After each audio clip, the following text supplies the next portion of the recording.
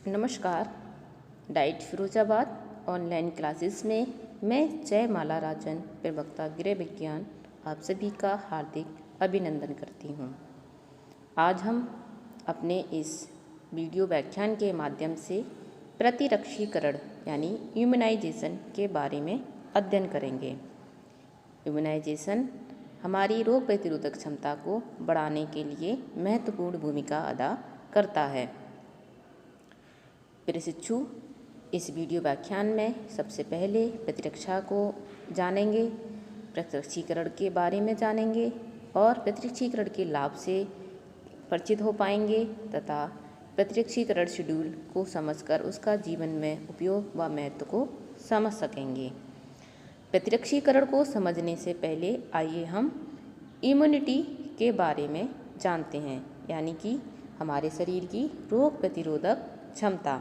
प्रत्येक व्यक्ति में जन्म से ही रोग प्रतिरोधक क्षमता पाई जाती है, यानी कि अगर हम कह सकते हैं कि प्रतिरक्षा हमारे शरीर की वह क्षमता है जो हमारे शरीर को संक्रमण, कीटाणुओं और जीवाणुओं से बचाव रखने में मदद करती है।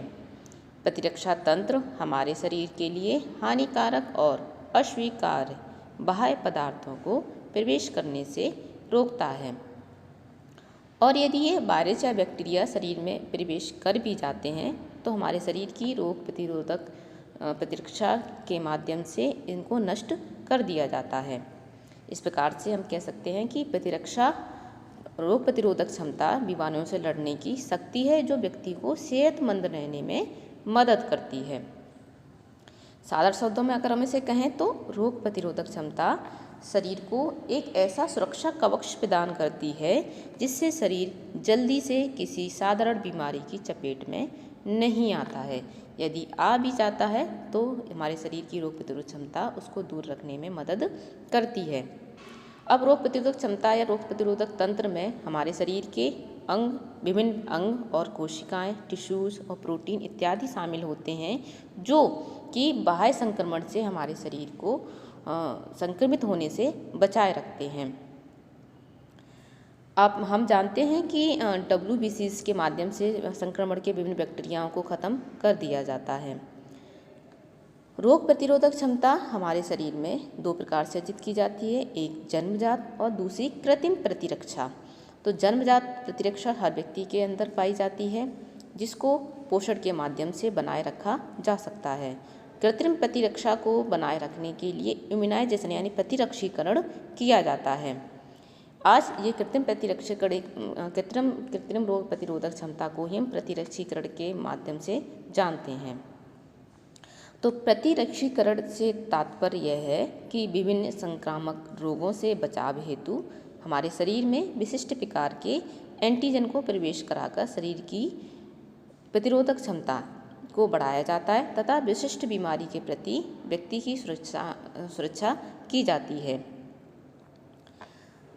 यानी कि रोग प्रतिरोधक जो क्षमता है उसमें जो प्रतिरक्षीकरण किया जाता है उस प्रतिरक्षीकरण में बीमारियों जो विभिन्न बीमारियां हैं उन बीमारियों के कीटाणुओं को परिवर्तित रूप में जैसे कि मरे हुए या उनको कमज़ोर करके या फिर उनके जीव विष यानी टॉक्सिन से वैक्सीन्स बनाई जाती हैं, और ये वैक्सीन जब निश्चित मात्रा में शरीर में पहुंचती हैं तो बीमारियों से शरीर की सुरक्षा होती है और कुछ जिससे हमारा शरीर बचा रहता है। ये वैक्सीन यानी कि प्रतिरक्षीकरण या टीकाकरण एक ऐसा माध्यम है जो हमारे शरीर में पैदा होने वाले संक्रमण से हमारी रक्षा करता है। टीकाकरण हमारे शरीर में प्रतिरक्षा क्षमता को विकसित भी करता है, और जो प्रतिरक्षीकरण है ये टीके शिशु में या फिर बच्चे में कुछ दवा के यानी इंजेक्शन के रूप में दिए जाते हैं और कुछ ओरल ही उनको दिए जाते हैं, यानी मुंह के द्वारा उनको ये वैक्सीन उनको दी जाती है। प्रतिरक्षीकरण कराने से क्या लाभ रहता है आइए हम जानते हैं। सबसे पहले तो संक्रामक रोगों से बचाव बना रहता है, दूसरा शरीर रोग के हानिकारक प्रभावों से बचा रहता है और रोग की तीव्रता भी कम हो जाती है। यानी कि अगर उस रोग के बैक्टीरिया वायरस हमारे शरीर में प्रवेश कर भी जाते हैं तो वह रोग हमारे शरीर में उतनी तीव्रता नहीं दिखा पाता है। प्रतिरक्षीकरण की जो प्रक्रिया होती है वो 2 स्टेप में की जाती है। पहला प्राथमिक प्रतिरक्षीकरण और दूसरा गौण प्रतिरक्षीकरण। तो प्राथमिक प्रतिरक्षीकरण में जो वैक्सीन्स दिए जाते हैं वो कुछ निश्चित समयावधि के लिए होते हैं और धीरे धीरे समय व्यतीत होने पर रोग प्रतिरोधक की जो क्षमता होती है इनकी कम होने लगती है। इस और गौण प्रतिरक्षीकरण यानी कि प्राथमिक प्रतिरक्षण कराने के बाद हमें उस बीमारी या उस संक्रमण विशेष के लिए गौण प्रतिरक्षण किया जाता है। इसको बूस्टर डोज के नाम से भी जानते हैं। प्रतिरक्षीकरण की जो प्रक्रिया है इसमें विभिन्न बीमारियों यानी विभिन्न संक्रामक बीमारियों से बचाव हेतु समय समय पर यानी कि व्यक्ति की आयु के अनुसार टीके लगाए जाते हैं। इन टीकों को हम एक शेड्यूल के माध्यम से यानी इम्यूनाइजेशन का जो चार्ट होता है, जो टीकाकरण का जो चार्ट होता है उसके माध्यम से हम एक एक करके विभिन्न बीमारियों और उनसे संबंधित टीकों को समझने की कोशिश करेंगे कि किस आयु में और किस अवस्था में हमें कौन सा टीका किस बीमारी से बचाव करता है। यहाँ हम एक टेबल देख रहे हैं। टेबल में पहला कॉलम आयु का दिया हुआ है, दूसरा टीके का नाम, कौन सा टीका बच्चे को लगना है और उसकी कितनी खुराक और किस मात्रा में दी जाएगी और कौन सा माध्यम रहेगा, ओरल रहेगा या इंजेक्शन के फॉर्म में रहेगा, और लास्ट है कि वो शरीर के किस स्थान पर उस टीके का प्रयोग किया जाता है। तो सबसे पहले इसमें दिया है कि टीटी का टीका यानी टिटनिक टॉक्साइड का टीका। तो गर्भावस्था के समय ही टीटी के 2 टीके लगवा लेने चाहिए और ये टीका बाह में ऊपरी बाह में दिया जाता है। उसके बाद अगला टीका दिया है इन्होंने हेपेटाइटिस बी का टीका। हेपेटाइटिस बी से बचाव हेतु जन्म के तुरंत बाद यानी कि 24 घंटे के अंदर अंदर ये हेपेटाइटिस बी का टीका बच्चे को लगवा लेना चाहिए और यह टीका थाइज में बाईं थाइज में दिया जाता है, ऊपरी हिस्से में। ये भी इंजेक्शन के फॉर्म में दिया जाता है। अगला टीका है पोलियो का टीका, यानी कि यह भी जन्म के तुरंत बाद यानी 15 दिन के अंदर अंदर ही पोलियो को टीके की एक 0 खुराक बच्चे को पिलवानी चाहिए, ओरल ही दी जाती है। अगला टीका है बीसीजी का टीका। बीसीजी यानी कि तपेदिक व क्षय रोग से बचाव हेतु बीसीजी का टीका दिया जाता है। यह भी जन्म यानी 1 वर्ष के अंदर अंदर इस टीके को लगवा लेना चाहिए और इसकी यह भी बाईं यानी कि लेफ्ट बाह में ऊपरी हिस्से में इसको लगाया जाता है। बीसीजी का टीका, ये 3 जो हैं टीके हेपेटाइटिस बी, पोलियो और बीसीजी, ये जब बच्चा हॉस्पिटल में जन्म लेता है तो जब तक हॉस्पिटल से जब डिस्चार्ज होता है उससे पहले इन टीकों को लगवा लिया जाए तो हमारे शरीर में ज़्यादा ही इफ़ेक्टिव रहते हैं और बालक इन इन बीमारियों का जो भयंकर संक्रमण रहता है या इनके जो परिणाम रहते हैं उनसे ये हमारा बालक बचा रहता है। बीसीजी का टीका इनका नामकरण जो किया गया है जिस वैज्ञानिक ने इनकी खोज की थी उन्हीं के नाम पर इस बीसीजी टीके का नामकरण किया गया था। बच्चा जब जन्म लेता है तो जन्म के समय ही हमें इन टीकों का विशेष ध्यान में भी रखना चाहिए और ये टीके अनिवार्य रूप से बच्चे को लगवाने चाहिए जिससे कि बच्चे की जो रोग प्रतिरोधक क्षमता है वो बरकरार बनी रहे और बच्चा इन बीमारियों की चपेट में भी नहीं आएगा। इसके बाद जो टीका बच्चों को दिया जाता है वो है हमारा अगले 6 सप्ताह यानी कि जब बच्चा हमारा लगभग 1.5 माह का हो जाता है तब बच्चे को निम्न टीके दिए जाते हैं। जैसे कि सबसे पहले दिया है पोलियो की पहली खुराक। उधर हमने 0 खुराक दी थी पहले जब बच्चे ने जन्म लिया था उस टाइम। अब यहाँ पर जब बच्चा 6 सप्ताह का हो जाता है तो पोलियो की 1 खुराक, रोटा वायरस की 1 खुराक देनी। रोटा वायरस जो टीका है वो बच्चों में भयंकर डायरिया यानी सीवर डायरिया की जो अवस्था होती है उससे ये रोटा वायरस का टीका बचाव करता है।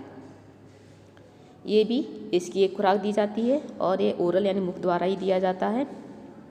अगला टीका है FIPV यानी कि यह FIPV का जो टीका है ये भी पोलियो से बचाव का टीका है। ये इंजेक्शन फॉर्म में दिया जाता है जिसे हम फुल फॉर्म में fractional dose of infective polio vaccine के नाम से जानते हैं। अगला टीका है PCV का टीका। PCV का टीका न्यूमोनिया और मस्तिष्क में मेनिंजाइटिस और ब्लड में इन्फेक्शन से बचाव के हेतु लगाया जाता है। इसको फिनोमिकल, न्यूमोनिकल और कोक्कल और कॉन्जुगेटिव वैक्सीन के नाम से भी जानते हैं। पेंटावायलेट 5 बीमारियों से बचाव हेतु लगाया जाने वाला टीका है, जिसमें कि डिप्टीरिया, परट्यूटिस, टिटनेस, हेपेटाइटिस बी और HIV। इन 5 बीमारियों से बचाव हेतु ये वैक्सीन बच्चों को लगाई जाती है। अगला 10 सप्ताह यानी कि 10 सप्ताह का 2.5 महीने का बालक होने पर हमें शिशु को पोलियो की दूसरी खुराक, रोटावायरस की दूसरी खुराक और पेंटावायलेट की दूसरी खुराक बच्चे को देनी है। यानी कि जो हमने पहली खुराक दी थी, यानी कि जैसे हमने अभी पढ़ा था कि प्रतिशिकरण 2 स्टेप में किया जाता है, प्राथमिक और गौड़। तो गौड़ प्रतिशिकरण करके 10 सप्ताह पर बच्चे को इसकी दूसरी खुराक बच्चे को देनी है। 14 सप्ताह का होने पर बच्चे को पोलियो की तीसरी खुराक, रोटावायरस की तीसरी खुराक, PCV की दूसरी खुराक और पेंटावायलेट की तीसरी खुराक बच्चे को देनी है।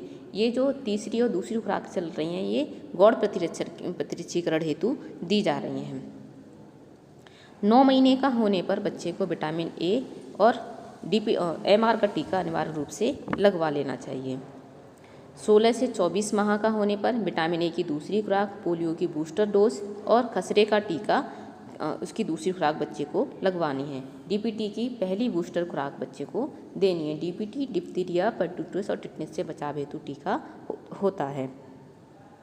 5 वर्ष की आयु होने पर DPT की दूसरी बूस्टर खुराक और 10 से 16 वर्ष की आयु होने पर TT की बूस्टर डोज बच्चे को देनी है। टेटनीटॉक्साइड का टीका बच्चे को अनिवार्य रूप से लगवाना है। तो यानी कि जन्म से लेकर लगभग 16 वर्ष की आयु तक विभिन्न प्रकार के विभिन्न संक्रमण से बचाव हेतु ये विभिन्न टीके शिशु को लगाए जाते हैं, जिससे शिशु विभिन्न इन जो बीमारियां हैं, इन बीमारियों के संक्रमण से बचा रहता है। यदि ये बीमारियां, मैंने पहले भी बताया था, अगर हो भी जाती हैं तो इनका जो प्रभाव है वो निष्क्रिय यानी ये ज़्यादा अधिक प्रभावशाली नहीं रहता है। एक होता है जापानीज इंसेफ्लाइटिस का टीका। ये जापानीज इंसेफ्लाइटिस का टीका हमारे भारत में, पूरे भारत में नहीं लगाया जाता, कुछ ही हिस्सों में ही इसका यूज़ किया जाता है। तो ये ज़्यादा प्रभावशाली भी नहीं है। उत्तर प्रदेश के भी कुछ ही जिलों में इस टीके का प्रयोग किया जाता है। इम्यूनाइजेशन यानी प्रतिरक्षीकरण के से हमें कराते समय हमें किन किन बातों का हमें ध्यान रखना है, आइए हम उनको देखते हैं। तो सबसे पहले प्रत्येक टीका निर्धारित आयु व समय पर ले लेना चाहिए।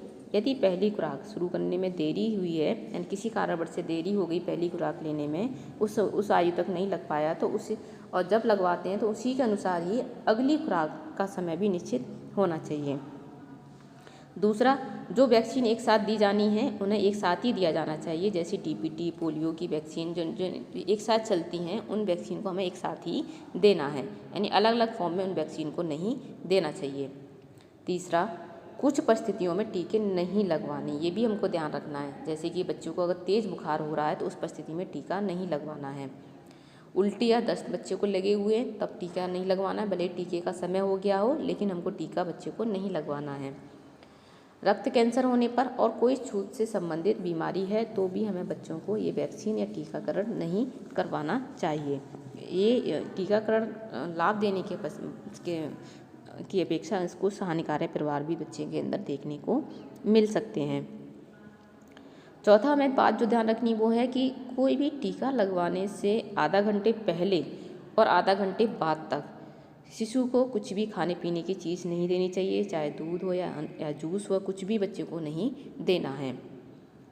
पाँचवा हमें जो बात याद रखनी वो है कि जिस टीके का गौड़ टीका हो उसे अवश्य लगवा लेना चाहिए, यानी कि जो बूस्टर डोज है टीके की उनको हमें अवश्य लगवाना है, नहीं अन्यथा वह टीका जो हमने पहले लगवाया था वो प्रभावशाली नहीं रहेगा, यानी कि उसका टाइम पीरियड होता है वो कुछ समय के लिए ही होता है। इसलिए जिन जिन टीकों के गौड़ टीके हैं, यानी जिन जिन टीकों की बूस्टर डोज है, उनको अवश्य रूप में लगवा लेना चाहिए। आज की क्लास में इतना ही। धन्यवाद।